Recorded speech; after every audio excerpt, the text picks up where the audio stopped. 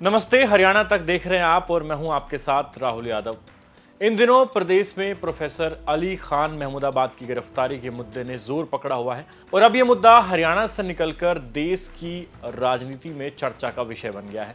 कई राजनीतिक दल प्रोफेसर अली खान महमूदाबाद के समर्थन में उतर आए हैं, उनकी गिरफ्तारी का विरोध कर रहे हैं। इसमें चाहे कांग्रेस हो, समाजवादी पार्टी हो या फिर AIMIM के असदुद्दीन ओवैसी हो।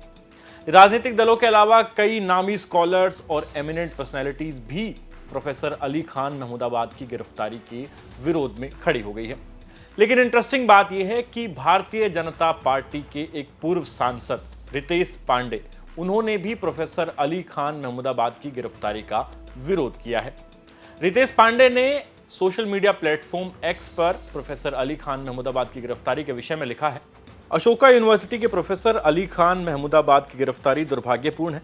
मैं प्रोफेसर अली खान को व्यक्तिगत रूप से जानता हूं। हम दोनों बहुत समय से मित्र हैं। मैं उनके परिवार से भी अच्छी तरह परिचित हूं और अभी उनके परिवार को उनकी आवश्यकता भी है। प्रोफेसर अली खान बहुत भले और समझदार व्यक्ति हैं। राष्ट्र के प्रति उनके समर्पण पर कोई प्रश्न चिन्ह नहीं लगाया जा सकता है। सोशल मीडिया के जिस पोस्ट के आधार पर उन पर केस किया गया है और गिरफ्तारी हुई है, वह पोस्ट उन्होंने हटा भी दिया था। वैसे भी उस पोस्ट में ऐसी कोई बात नहीं कही गई थी जिसके लिए पुलिस में शिकायत की जाए या उन्हें गिरफ्तार किया जाए। मैं यह आशा करता हूं कि प्रोफेसर अली खान के साथ शीघ्र न्याय हो। इस तरह से कार्रवाई करना न्याय संगत नहीं है। यानी अब भारतीय जनता पार्टी के अंदर से ही प्रोफेसर अली खान महमूदाबाद की गिरफ्तारी के विरोध में आवाजें उठने लगी हैं। लेकिन इस वीडियो में हम आपको बताएंगे कि प्रोफेसर अली खान महमूदाबाद की जिस पोस्ट का जिक्र हो रहा है, जिस पोस्ट को आधार बनाया गया है उनकी गिरफ्तारी का, वो पोस्ट क्या है और क्यों महिला आयोग की जो चेयरपर्सन है हरियाणा की रेणु भाटिया, वो क्यों नहीं एक्सप्लेन कर पा रही अपने मीडिया इंटरव्यूज में कि वो कौन से अंश हैं उनकी पोस्ट के जिस पर उन्हें आपत्ति है या जिस तरह का देशद्रोह का मुकदमा उनके खिलाफ जो दर्ज किया गया है, तो वो कौन से अंश हैं जो इस तरह की बात एक तरीके से रिफ्लेक्ट करते हैं। तो इसका जवाब रेणु भाटिया नहीं दे पा रही हैं। साथ ही आपको बताएंगे कि प्रोफेसर अली खान महमूदाबाद की गिरफ्तारी कैसे हुई और उन पर एक नहीं बल्कि 2 FIR दर्ज की गई है सोनीपत में, और अब इन दोनों FIR को क्वैश करने के लिए सुप्रीम कोर्ट में भी ये केस जो है इसकी सुनवाई होने जा रही है, जहां पर कपिल सिब्बल प्रोफेसर अली खान की पैरवी करेंगे। लेकिन अब उनकी गिरफ्तारी पर जरा बात कर लेते हैं। दरअसल प्रोफेसर अली खान महमूदाबाद के खिलाफ शनिवार को मुकदमा दर्ज होता है। हरियाणा पुलिस हरकत में आती है और 2 मुकदमे दर्ज कराए जाते हैं। पहला मुकदमा दर्ज किया जाता है, योगेश जठेड़ी नाम के व्यक्ति हैं जो सोनीपत में जठेड़ी गांव के सरपंच हैं और भारतीय जनता पार्टी के नेता हैं।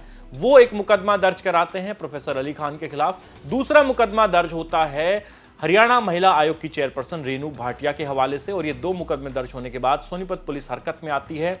दिल्ली के ग्रेटर कैलाश से सुबह 6 बजे संडे को प्रोफेसर अली खान को उठा लिया जाता है। उन्हें वहां से सोनीपत के कोर्ट में पेश किया जाता है, जहां से उन्हें एक केस में पुलिस कस्टडी में भेजा जाता है और दूसरे केस में उनको जुडिशियल कस्टडी में भेजने का फरमान सुनाया जाता है।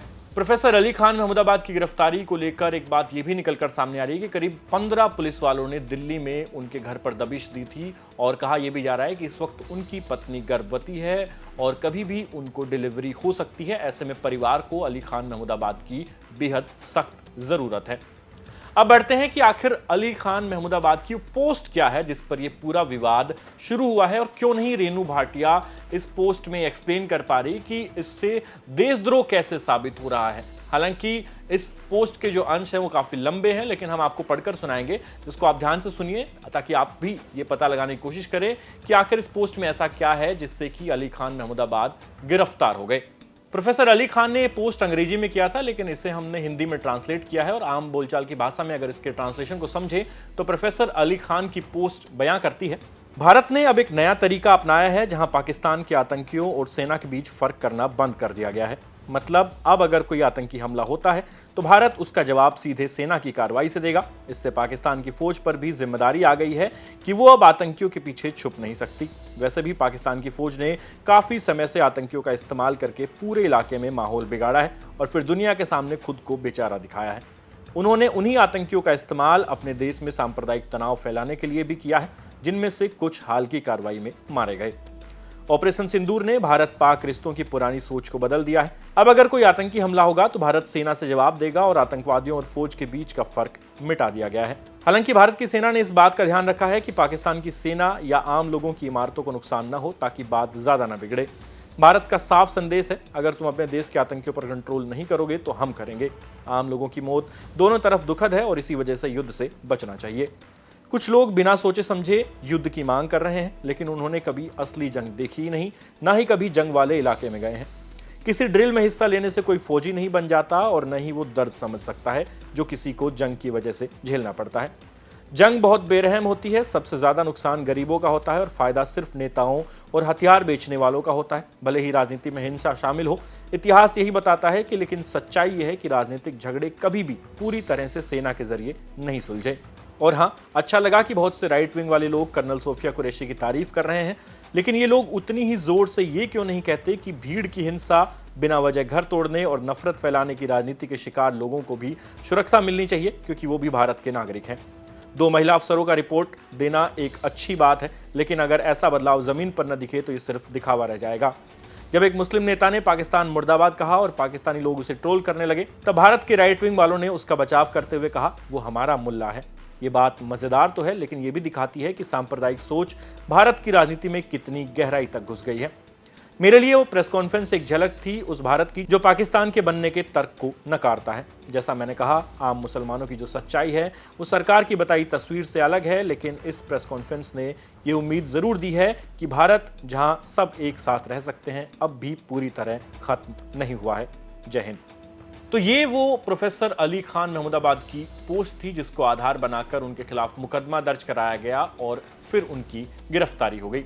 हालांकि इस पूरी पोस्ट में देशद्रोह जैसी बात कहां है, कौन से ऐसे इसके शब्द हैं जो देशद्रोह की तरफ इशारा कर रहे हैं, ये अभी तक ना तो रेनू भाटिया एक्सप्लेन कर पा रही है, उनसे लगातार इंटरव्यूज में पूछा जा रहा है, लेकिन वो सतही तौर पर सिर्फ ये कह रही है कि ऑपरेशन सिंदूर पर टिप्पणी की गई, हमारी देश की सेना पर सवाल उठाए गए, हमारी जो महिला फौजी अफसर हैं उनके सम्मान को ठेस पहुंची है। लेकिन कोर्ट में यह मामला कितना सस्टेन करेगा, अब यह देखना महत्वपूर्ण हो गया है। आगे आपको बताएंगे कि जो एफआईआर है उसमें योगेश जठेड़ी की तरफ से क्या शिकायत दी गई है, लेकिन उससे पहले आप एक बार रेनू भाटिया का ये इंटरव्यू सुनिए जिसमें वो कह रही हैं कि किस तरीके से ऑपरेशन सिंदूर पर कमेंट करके अली खान महमूदाबाद ने ठेस पहुंचाई है देश की सेना को और देश की महिला अफसरों को। देश ने 2 जाबाज बेटियों को ये जिम्मा सौंपा कि शाम का पूरा जो है वो पूरे दिन का ब्यौरा शाम को वो हमें बताएंगे, और कर्नल सोफिया कुरैशी और विंग कमांडर व्योमिका सिंह को ये जिम्मेदारी दी गई। कितने मान की बात है कि देश की 2 बेटियां इतना इम्पोर्टेंट जो है मैसेज देश को देंगी। सबको, मुझे, आपको, बच्चे बच्चे को इंतजार था कि शाम को पता लगेगा क्या हुआ पूरा दिन। ऐसे में आप देश की उस वर्दीधारी बेटी या वुमेन इन यूनिफॉर्म के ऊपर टिप्पणियां करते हैं अपने इंस्टा स्टोरी पे। कुछ लोगों ने कहा Facebook, I think it's Insta story and it's surely Insta story.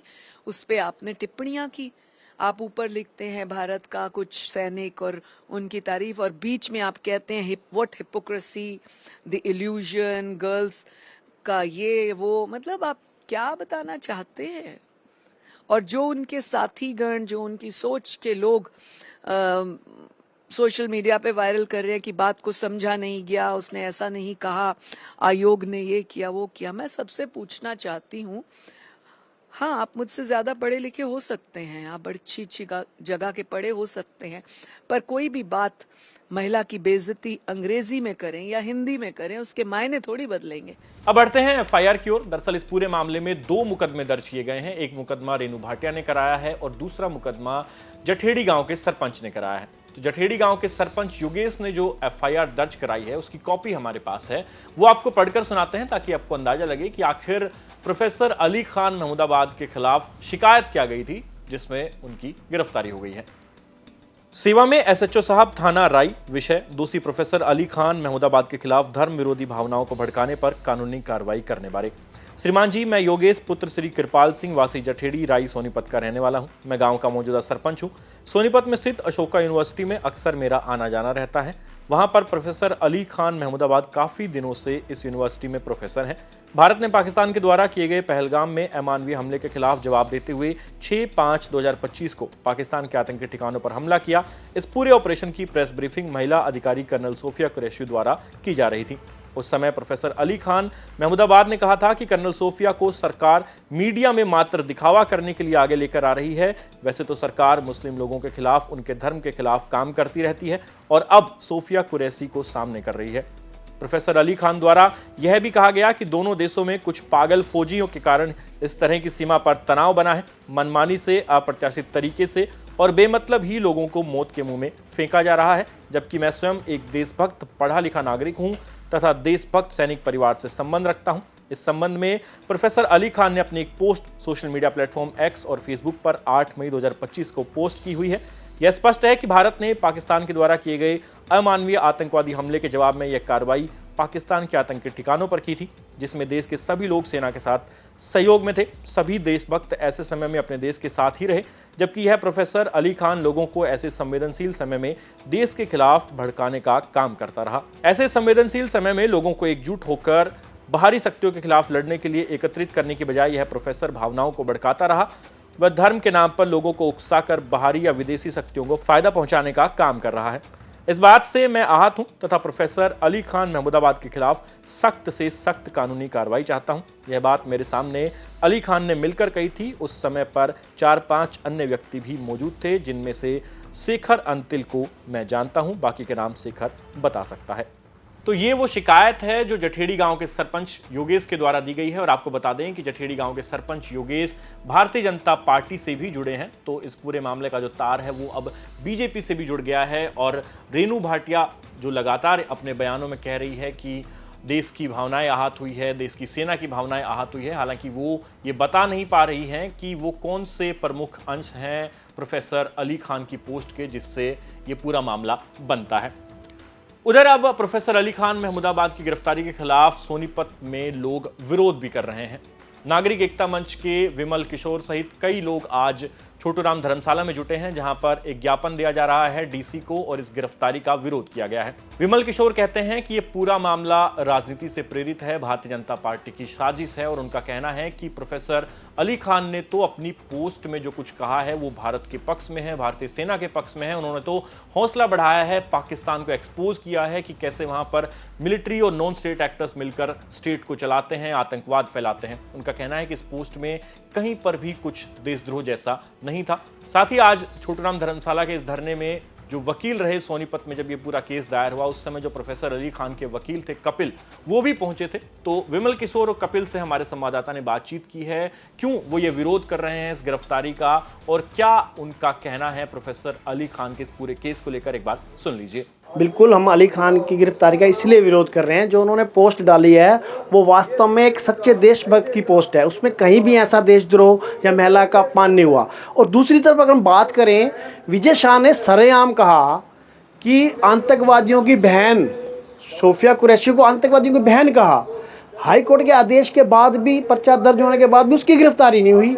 इनकी रात को 8 बजे पर्चा दर्ज करते हैं, सवेरे 6 बजे अदर स्टेट से उठा लिया जाता है। बात करें सोनीपत की, सोनीपत के अंदर कच्चे क्वार्टर के प्रधान ने सरेआम सैकड़ों लोगों के बीच में ये कहा कि हम मुसलमानों को यहाँ से निकाल देंगे, उनकी दुकानें खाली करवा देंगे। और एक विश्व हिंदू परिषद के सुभाष गुप्ता कह रहे हैं एक एक मुसलमान को काटा जाएगा। मतलब एक तरफ बीजेपी वाले जबरदस्त नफरत फैला रहे हैं धर्म के विशेष के खिलाफ, और दूसरी तरफ जो देशभक्त की बातें कर रहे हैं, जो समाज को एकत्रित करना चाहते हैं, समाज को धर्म निष्पेक्ष मानते हैं, उनको गिरफ्तार किया जा रहा है। तो हमारा सीधा सीधा एक सवाल है, ये तानाशाही, ये गुंडागर्दी बिल्कुल नहीं चलेगी। जो गलत है उसको गलत कहेंगे, जो ठीक है उसको ठीक कहेंगे। हमारी ये मांग है तुरंत अली खान को रिहा किया जाए। और जो नफरत फैला रहे हैं, विजय शाह सहित जितने ही मंत्री हैं, सतीश देवड़ा है, वो क्या कह रहे हैं, सारे सैनिक हमारे मोदी जी के नसमस्तक हैं, फौज किसी की बंधुआ मजदूर है। गिरफ्तारी को लेकर देखो, इसमें ज़्यादा मैं इसमें पोलिटिसाइज नहीं करूँगा। जो लीगल चीज़ें हैं, लीगल पहलू पे मैं बात करता हूँ। इसमें बहुत सी प्रोसीजरल फ्लॉ हैं जो इनकी अरेस्ट हुई है, ये इलीगल अरेस्ट की तरफ इशारा करती है। पुलिस रिमांड बढ़ाती है और ज़्यादा मांगती है तो वो उनका डिस्क्रेशन है, वो कर सकती हैं। हम अपने फैक्ट रखेंगे, अपने तथ्य रखेंगे। और मेरे ख्याल से तो जो उन्होंने रिकवर करना था सब कुछ हो चुका है, जिसकी उन्होंने पुलिस ने ऑलरेडी डिमांड की थी कि हमने ये रिकवर करना, ऑलरेडी सब कुछ रिकवर हो चुका है। अब ये इसको जस्ट पॉलिटिसाइज करने या और किसी मेलाफाइड इंटेंशन से लेना चाहें तो ले सकते हैं, अदरवाइज तो मेरे ख्याल से तो पुलिस कस्टडी कोई ज़रूरत है नहीं। सारे फैक्ट फाइंडिंग सब कुछ इन्वेस्टिगेशन कंप्लीट हो चुकी है। अब तो for the sake of case को लंबा खींचना या पॉलिटिसाइज इशू करना, ये लगता है मेरे को। लीगल पहलू में इसमें कोई जाना है नहीं अब केस में। तो अब देखना होगा कि प्रोफेसर अली खान महमूदाबाद के केस में सुप्रीम कोर्ट जब सुनवाई करेगा तो क्या फैसला देगा, क्योंकि वहां पर सबकी निगाहें टिकी हुई है। वरिष्ठ अधिवक्ता कपिल सिब्बल उनके केस की पैरवी करेंगे और कहा यही जा रहा है कि भारतीय जनता पार्टी इस पूरे मसले पर चौतरफा गिर गई है। हालांकि हरियाणा महिला आयोग की चेयरपर्सन लगातार प्रेस कॉन्फ्रेंस कर रही है, वो अपने दावे से पीछे हटने को तैयार नहीं है। और योगेश जठेड़ी जो हैं, जिन्होंने दूसरी एफआईआर कराई, वो भी ये दावा कर रहे हैं कि प्रोफेसर अली खान ने देश की भावनाओं को ठेस पहुंचाई है। आपका इस पूरे मसले पर क्या कहना है, हमें कमेंट सेक्शन में लिख के जरूर बताएं। और हरियाणा की तमाम खबरों के लिए आप देखते रहिए हरियाणा तक। धन्यवाद।